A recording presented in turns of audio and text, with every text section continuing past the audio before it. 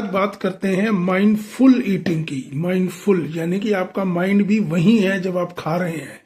अजीब सी बात लगती है ना। देखिए, आप सोचिए, जब भी आप खाना खाते हैं क्या आपका माइंड वही होता है जहां आप हो?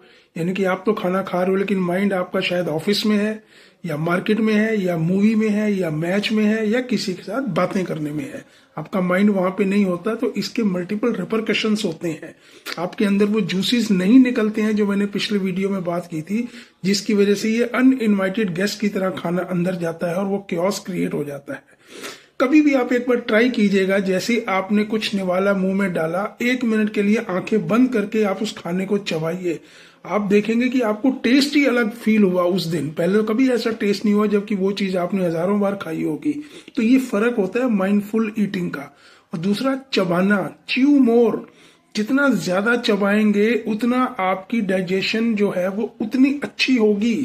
हम चबाते कितनी देर हैं, आप कॉन्शियसली याद रख के, चाहे लिख के रखिए वहां पे खाने की टेबल पे कि मुझे 30, 40, 50 बार हर जो बाइट है उसको चबाना है।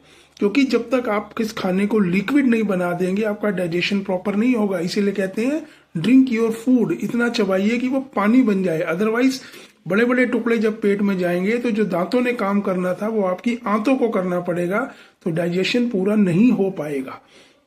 और दूसरा, जब भी हम फ्रूट्स और वेजिटेबल्स खाते हैं, खास करके सैलेड जब खाते हैं, तो हमें आलस आता है, हमारा दिल नहीं करता है।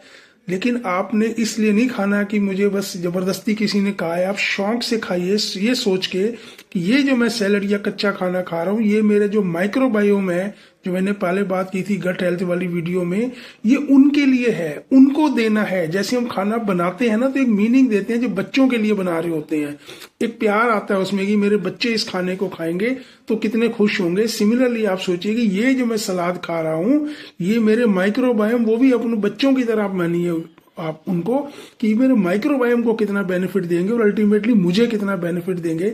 जैसे आप ये मीनिंग दे देंगे उस सैलेड को, तो आपका दिल करेगा कि यस, मुझे माइक्रोबायोम की हेल्थ को बेटर करना है, इसलिए मुझे ये खाना है। अदरवाइज आप स्ट्रेस में खाएंगे तो कॉर्टिसोल रिलीज होगा, जूसेस नहीं आएंगे तो आपका सिंपैथेटिक सिस्टम ऑन होगा, जिससे कितनी तरह की प्रॉब्लम्स आती हैं।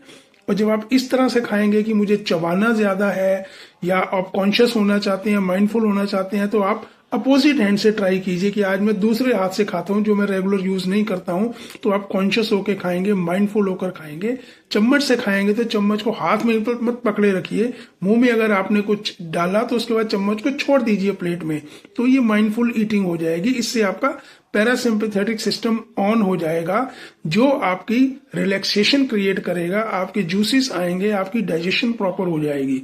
तो माइंडफुल ईटिंग करेंगे तो आपको मल्टीपल बेनिफिट्स हैं, आप कितनी सारी बीमारियों से बच सकते हैं, और अगर हैं तो रिवर्सल में हेल्प मिलेगी अलॉन्ग विद अदर प्रोटोकॉल्स।